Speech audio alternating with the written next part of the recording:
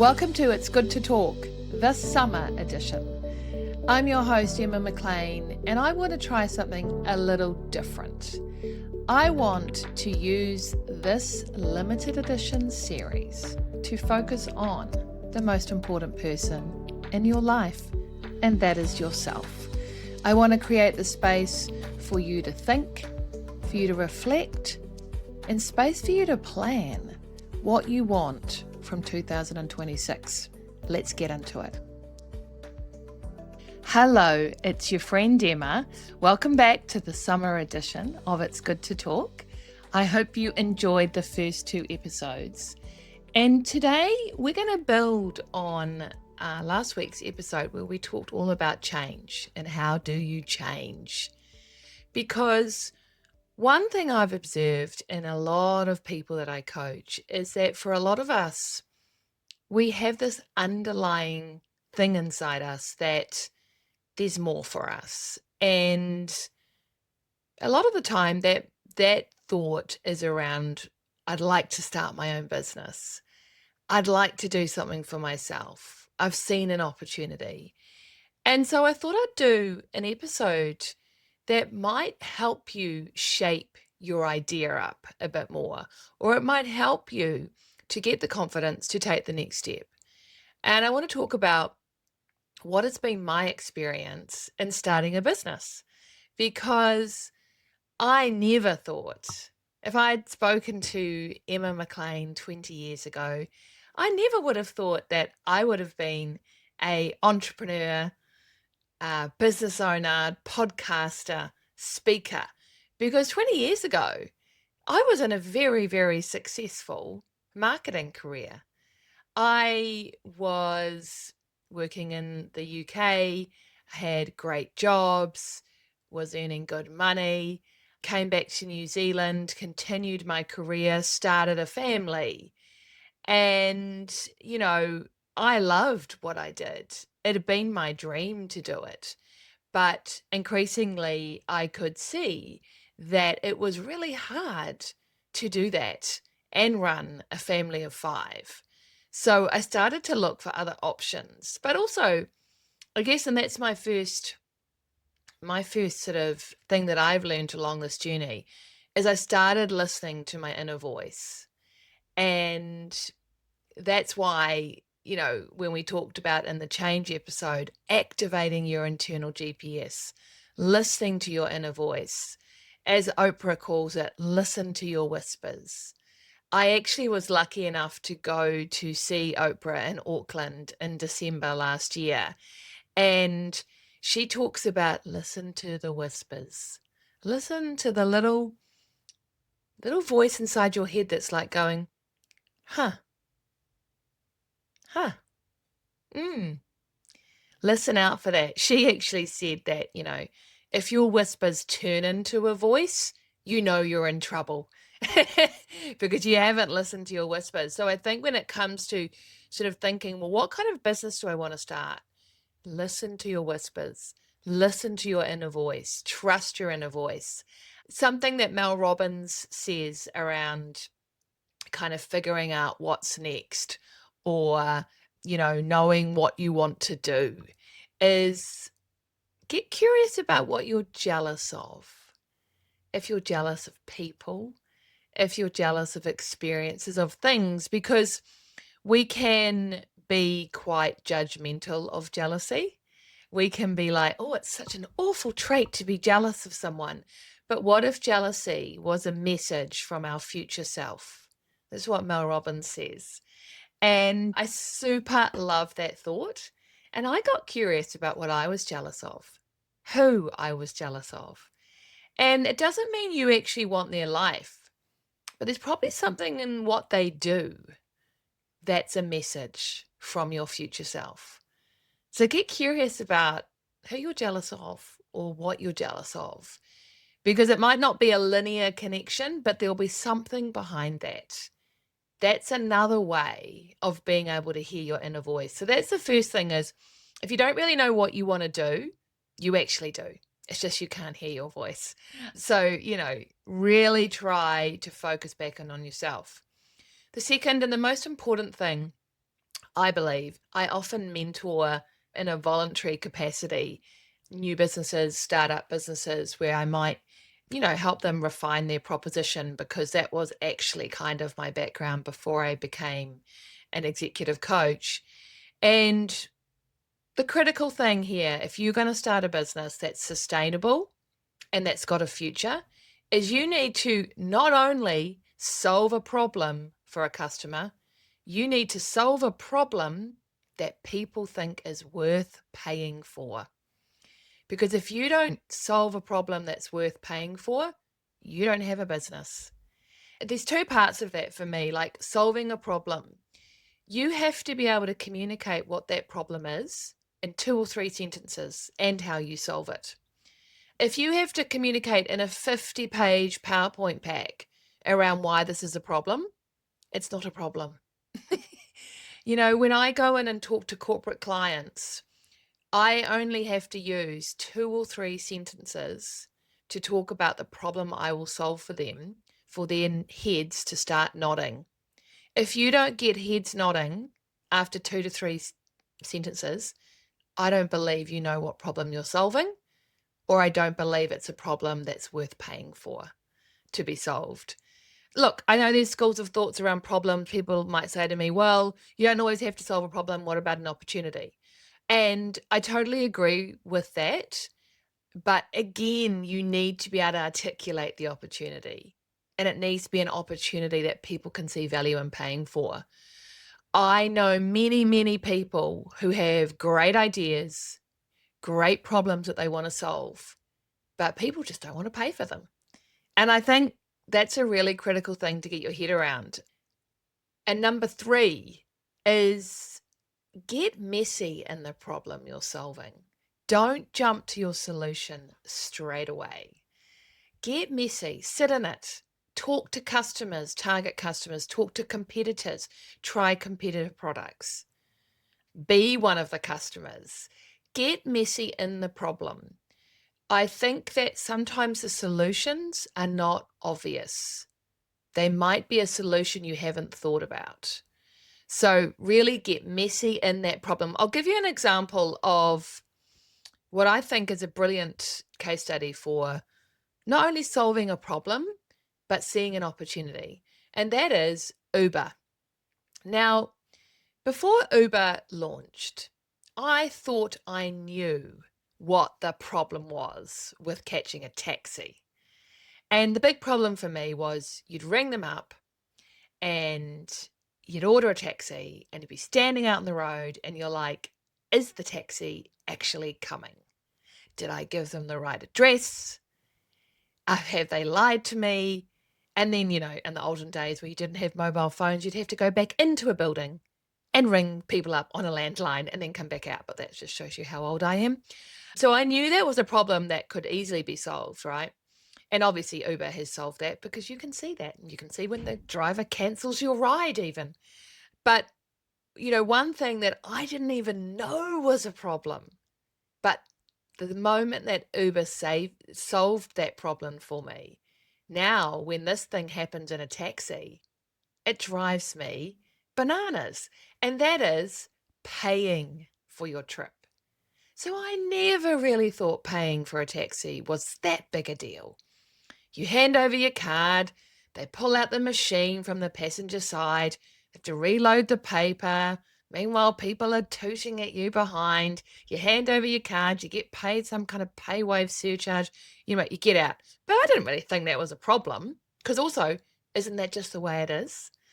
But what Uber did was just remove that friction point completely. It saw an opportunity. It goes, why not?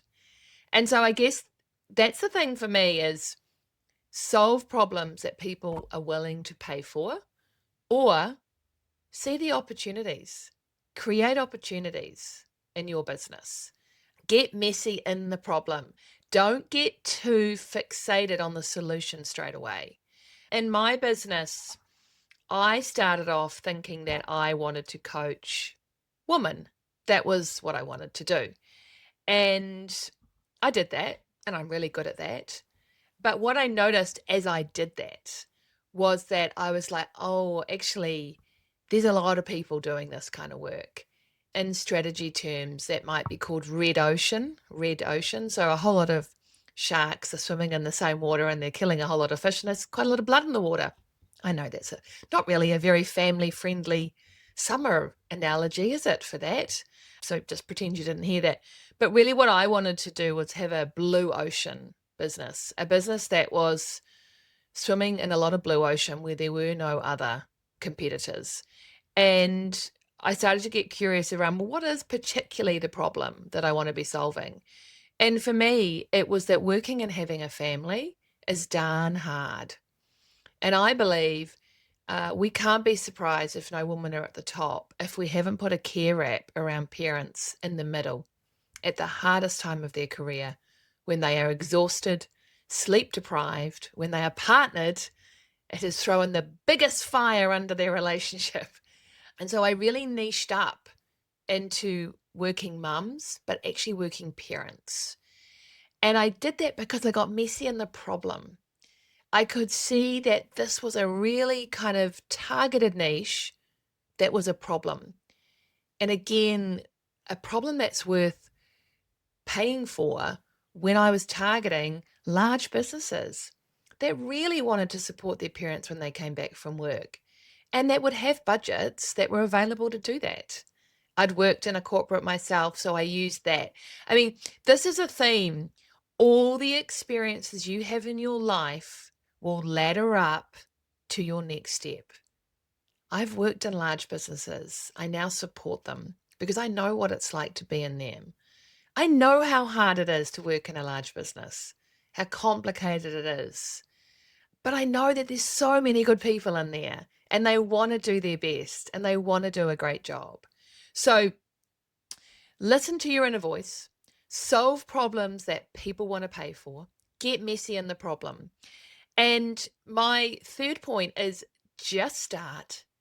Don't overthink this. You don't need to wait till you've got business cards. Let's be clear. That was one of the reasons I used, but let's put that aside. What even are business cards? You don't need a website. I mean, you need to just start.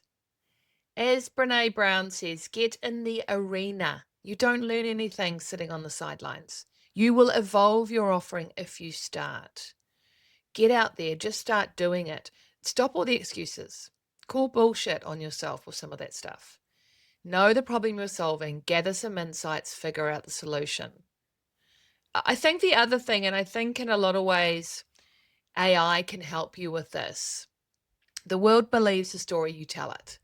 So, you need to tell a good story around, these 2 to 3 sentences that capture someone's attention, that describe the problem, what your solution is.